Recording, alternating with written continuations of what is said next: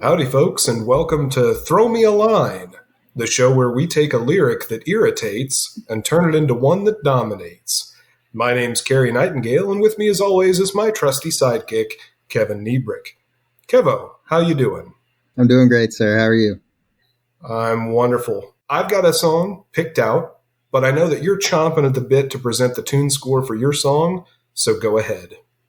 Okay, so the song that I had originally picked was California Dreamin' by the Mamas and the Papas.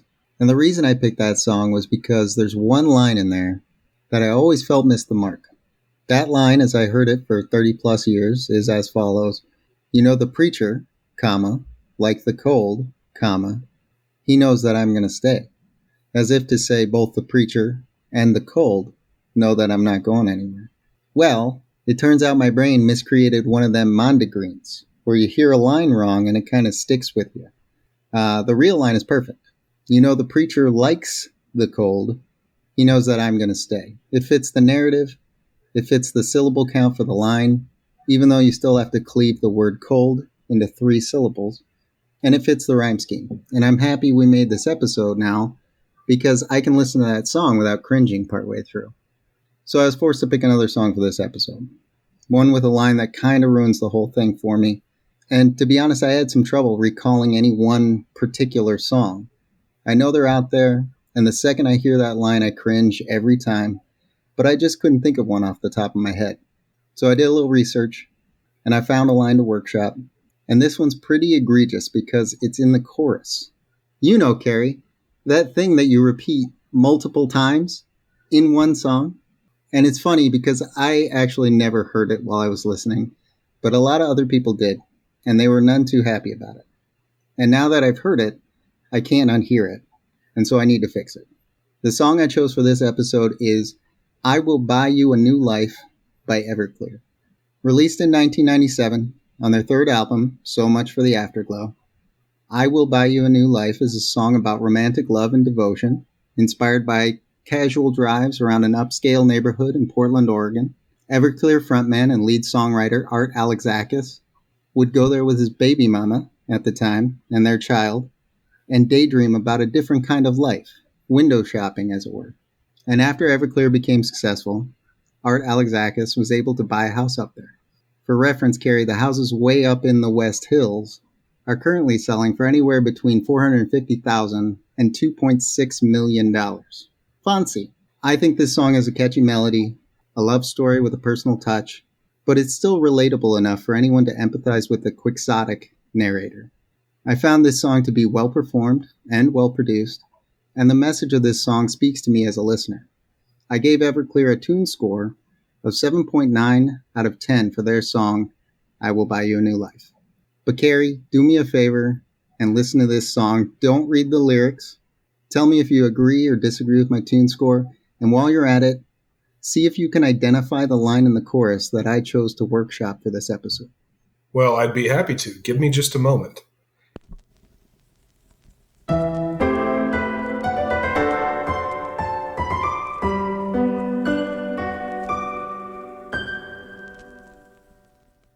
And I'm back. Thanks for holding down the fort there, Kev.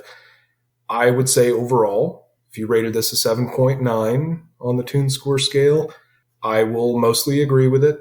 I will say one thing that was highly annoying because I listened to this with headphones. In the intro and then at a few other points in the song, there's this sort of a chiming bell, and it's only in the right side. With headphones, you know exactly where it's coming from, and it just pierces the right eardrum. Yeah. Had it been mixed a little differently, like in the middle, probably would not have been quite as cloying. It is what it is. That's a little production note. And I think most people are probably not listening with headphones. You know, when you listen on your computer speakers or even in the car, you're probably not going to notice it that much. I'll let it go. I think, though, that I've got a pretty good bead on the most questionable lyric. I think we're going to agree about this. I will buy you a new car, perfect, shiny, and new. Is that the one? Did I get it right? Yeah, you nailed it. There's some other maybe questionable lyrics. The handsome man with athletic thighs, I found a bit odd. But seeing as this song is highly personal, and that particular line is in one of the verses, and therefore it's not repeated throughout the song, let's put a yellow flag in that one and just keep moving. We want to find the place in our lyrics where we can make the most impact with the least effort. And so the chorus is the perfect place to start, as the listener's going to have to listen to it, several times. In this case, I think you hear that line at least 3 times, maybe 4 times throughout the song. And then I think you had a suggestion do you have a suggestion on how to replace it? Yeah, you're right, Kev. I think it's 4 times. Right off the top of my head, these are 2 different approaches, but I would tackle this particular line with either trying to replace a single word, like instead of new car, say sports car, or even Lexus. I will buy you a Lexus, perfect, shiny, and new. It fits. It's still that near rhyme. Or I would just change it completely and get a different near rhyme or something. Again, off the top of my head, I will buy you a wardrobe perfectly tailored to you. So those are 2 different approaches that I would take. And those are just, again, off the top of my head. But it's a workshop. And I know that you put a lot of effort, even though you're talking about the minimal effort, to get the maximum impact. Kevin Pareto Principal Nebrich over here. I know that you did some workshopping. How would you change it? Well, you're right. In fact, you took a couple of you did a couple of the same things that I did. So those were great. We have tons of options here. I did a little workshopping, but I did put very little effort into this. So it was very easy to replace this line. And it's because the word new is a near rhyme for bloom.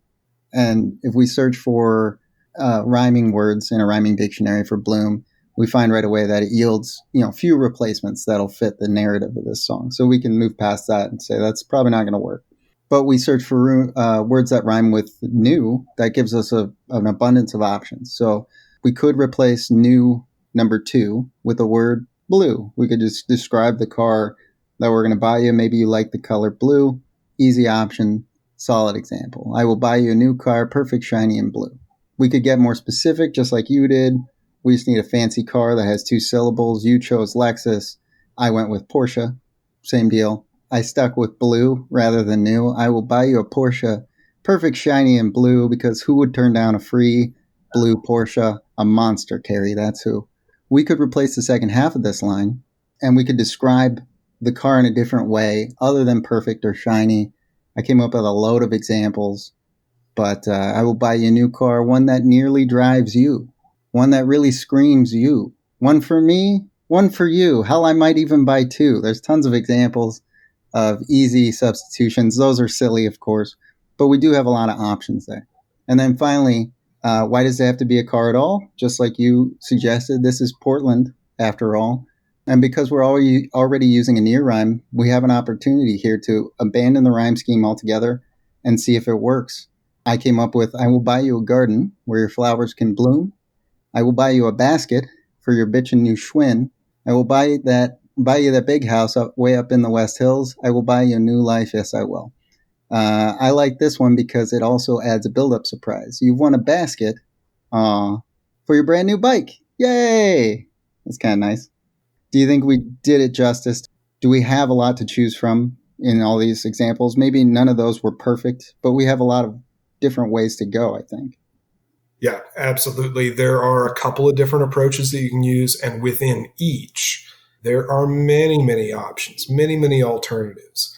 This is a questionable lyric that's not that difficult to repair. I think you just proved it with all of your silly alternatives. But I will buy you a new car, perfect, shiny, and new, is a lyric that probably should never have made the light of day.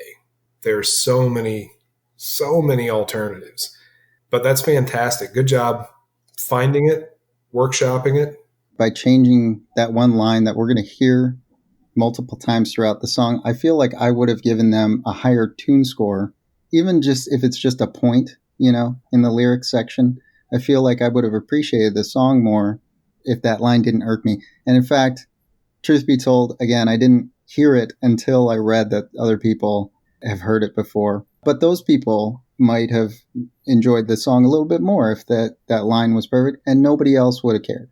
So it wouldn't have hurt anything to fix that line. So just out of curiosity, Oh, sure. if you were to change that line, what's your number one choice to change it? Portia? I think that would be the easiest one. That would be very fitting for the narrative. That would be an easy go-to. It probably wouldn't be the one I landed on, but it would be an excellent replacement. Okay. If you changed that lyric in that way, it would probably appeal a little bit more. You rated it a 7.9. How far would this move the needle? What would be your revised tune score?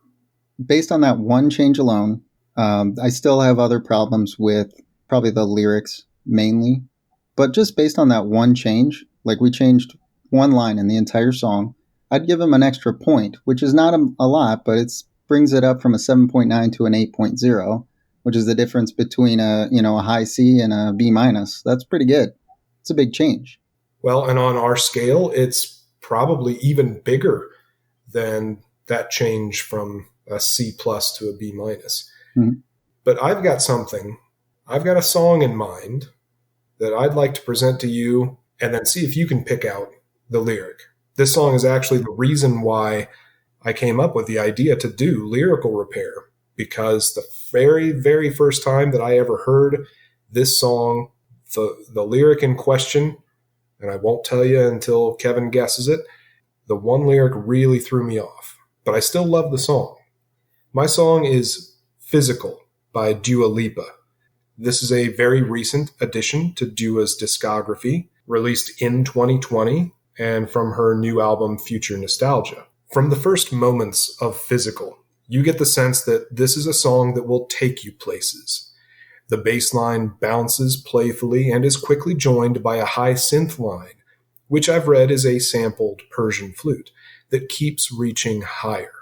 These riffs repeat through most of the song to keep the listener partially in familiar territory, while the varied vocal delivery, sometimes whispered, sometimes shouted, and the additions and withdrawals of percussion elements keep the listener guessing.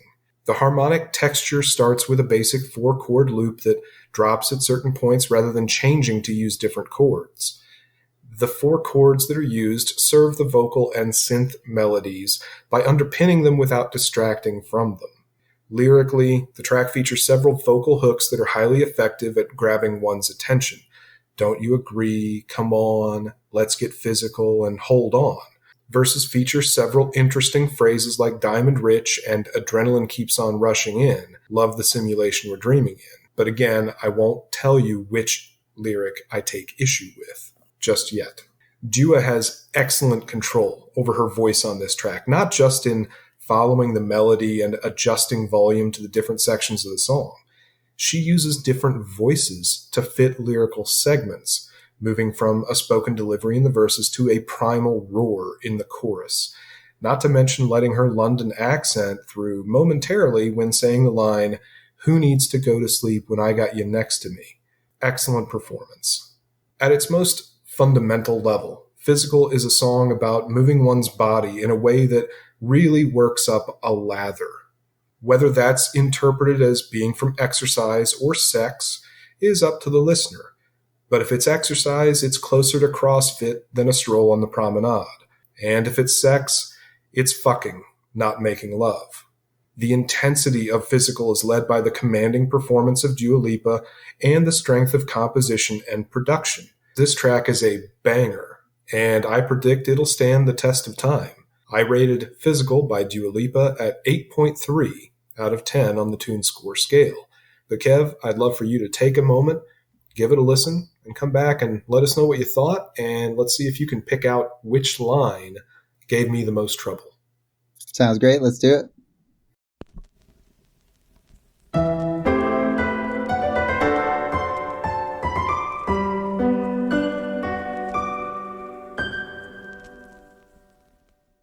Okay, I'm back. So, Kev, what did you think? No, I love it. I think you're right. This is a fun song. There's a lot of good things going on here. No issue with the lyrics altogether, but I think I might have stumbled on the thing that irked you a little bit, if I were to guess. Baby Keep on Dancing Like You Ain't Got a Choice, which is rhymed, paired with the line before it, lights out, follow the noise. It's a near rhyme, and I think the delivery is excellent, but I can see why it would bother you. Is that the one you're looking at? You're absolutely right. I take issue with Baby Keep on Dancing Like You Ain't Got a Choice. And it's two reasons, really. It is a near rhyme, like you mentioned.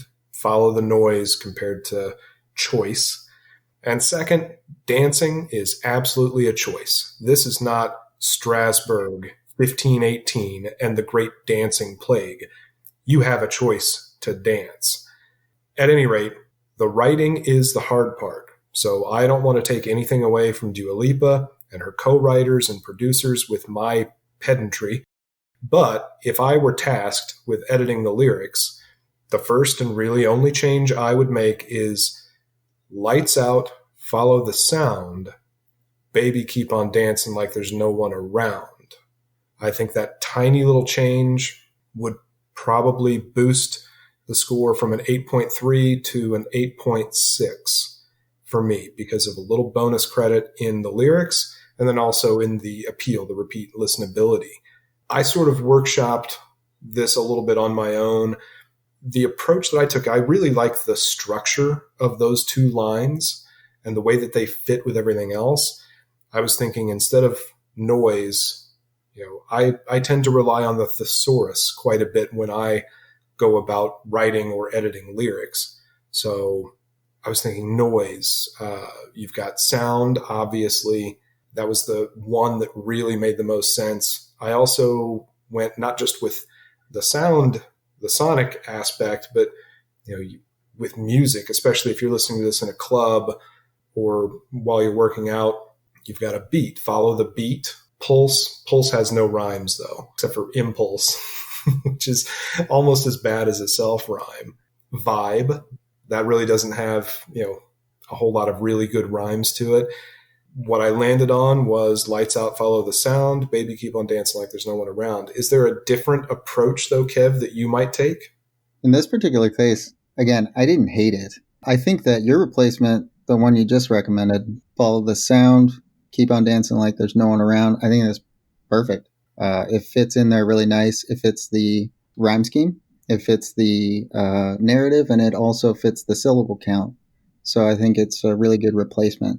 I'm sure there's other things you could do with it, but nothing comes to mind off the top of my head. I had to do a little bit of workshopping to get the other ones. So I would have to sit down for a minute. I'm sure there's plenty of other options to choose from, but that's a good one. Very good one. There are always other ways to go, and I think that's probably one of the key takeaways of this episode. And anytime that we talk about lyrics, we really listen very closely for lyrics because we want to be told a good story. We want clever wordplay, things like that. We expect a lot out of lyrics. And I think for the most part, Physical really delivered. It just had that one little thing that I heard it once and then I heard it every single time. And again, I don't want to take anything away from the writers. There's a lot of rationale that goes into why you select a certain word.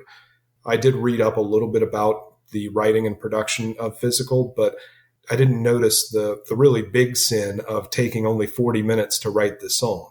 I don't know how long it took to write it, but I'm assuming it was more than 40 minutes. So good for Dua, good for her team, good for us. I really like the song. Kev, it sounds like you really like the song. I'm glad to be reminded of Everclear. That's a band, and that was a song that I haven't heard in quite a while. So it's nice to get back to that. It's been a minute, yeah. So all that said, I think, though, it's time for a short break. This one's brought to you by Family Reunions, because you're going to be the creepy uncle one day, so if you don't go now, you'll never learn how to do it right. We'll be right back.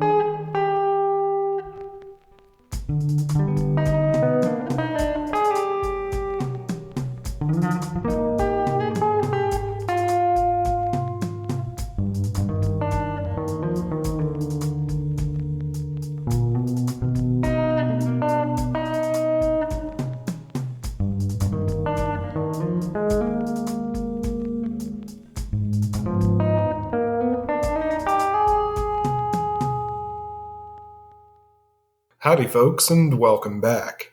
I think this is a great opportunity for us to explore lyric writing and the editing process in just a little bit more detail. First off, Kev, what are some things to avoid when writing a song? Some of the things I try to either limit or avoid altogether in my own writing are definitely self-rhymes, near rhymes, monosyllabic rhymes. Those are the big three, I think. I conflate those things with lazy songcraft.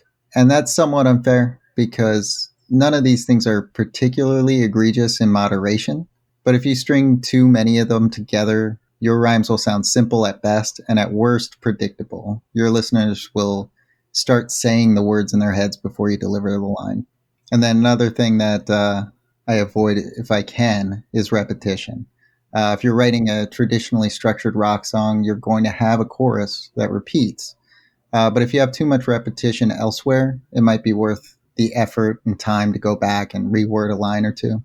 I would agree with that. Now, you mentioned monosyllabic rhymes. I would take it a step further and avoid strictly monosyllabic writing throughout the song, not just the end rhymes or internal rhymes, however you want to do it.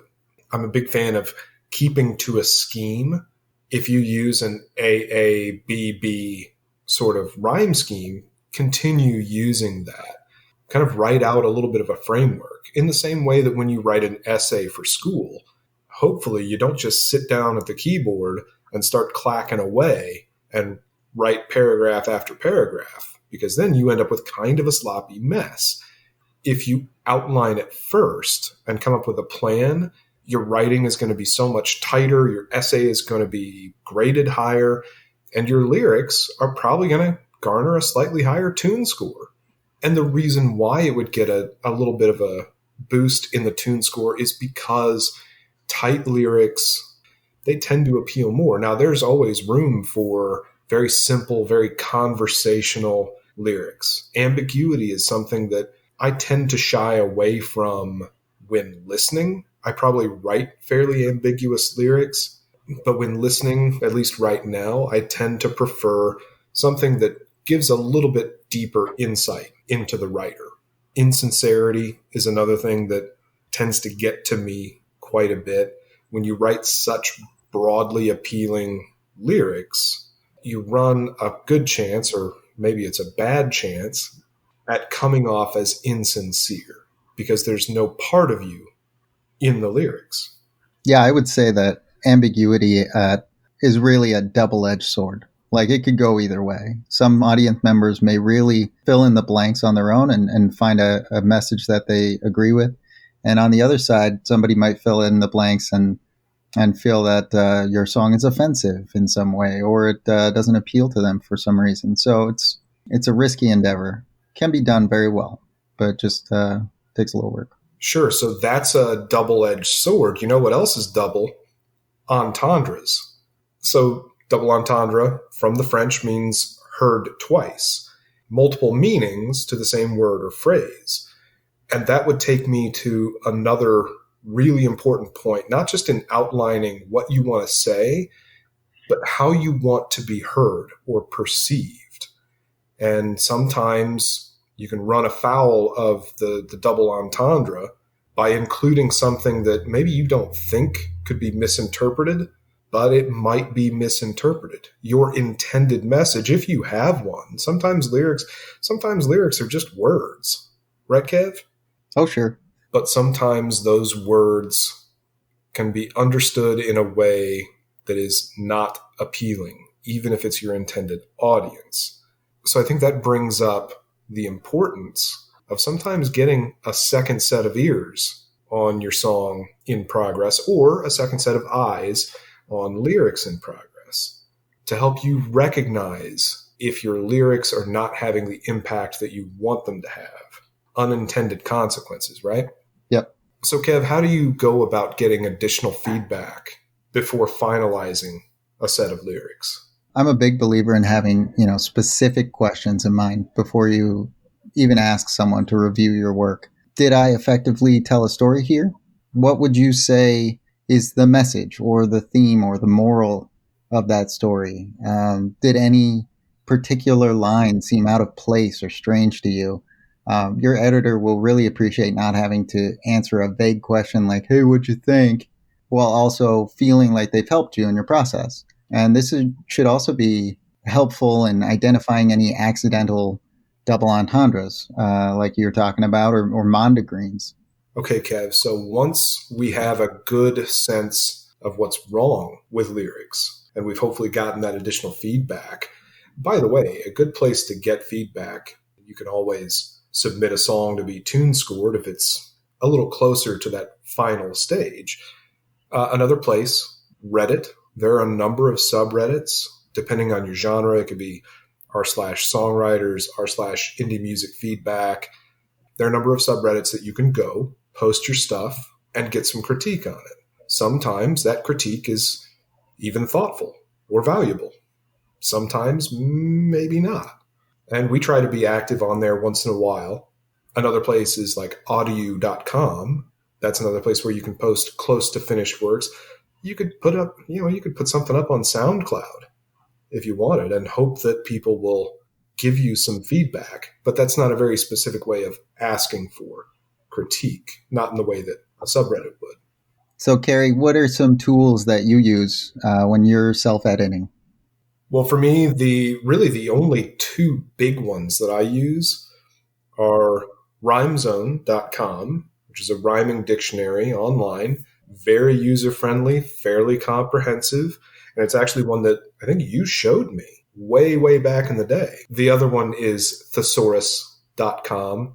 Those are the two main ones. Those are the two tabs. If I'm sitting down writing lyrics, that's what I do. But usually, because I'm not a singer, I don't write a whole lot of lyrics, at least not lately, so I don't have to worry about it as much. But when we take an exercise like we've done in this episode, where we're trying to workshop out a potentially better lyric to something that nobody asked us to do, obviously Rhymezone and Thesaurus were the tabs that I had open the entire time I was workshopping.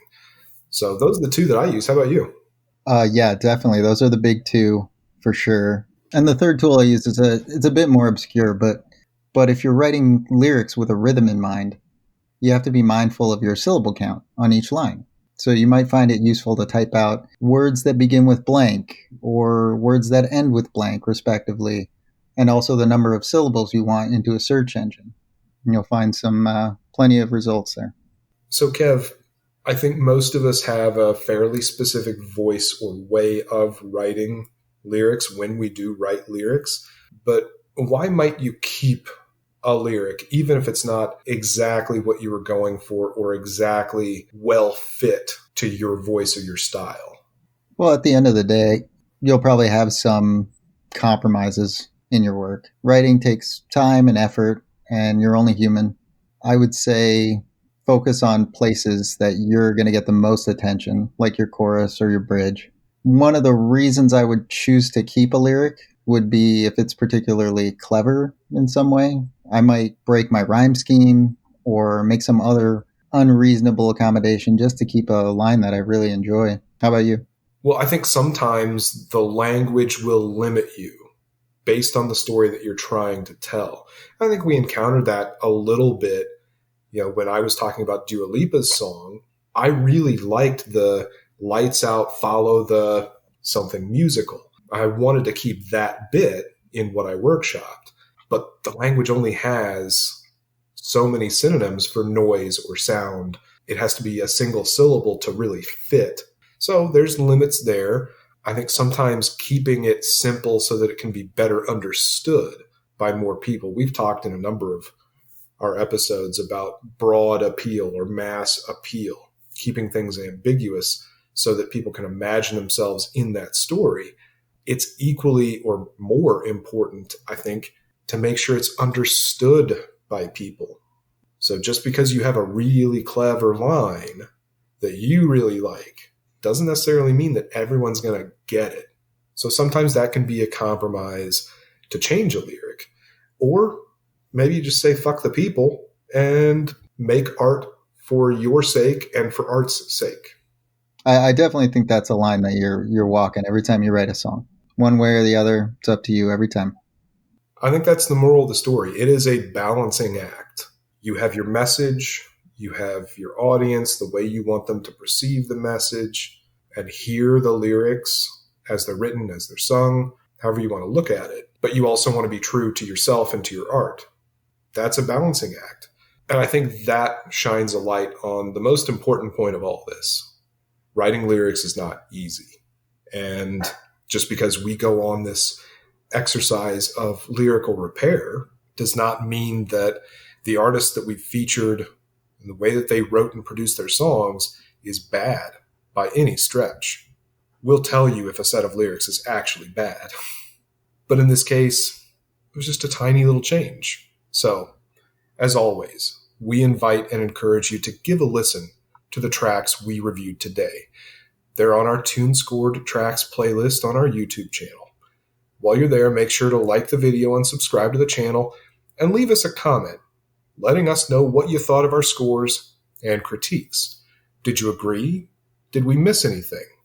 Are there better songs that we didn't discuss but would have fit our theme? Are there resources that you use while writing and editing lyrics that we didn't mention? Let us know. Let's build a community. Lastly, if you're an up-and-coming songwriter, it's also a great place to recommend one of your songs to be tune scored. We've had a lot of fun today, and we hope you did too. That's been Kevin Nebrich. I've been Cary Nightingale. We'll see you in the next one. Until then, stay sound.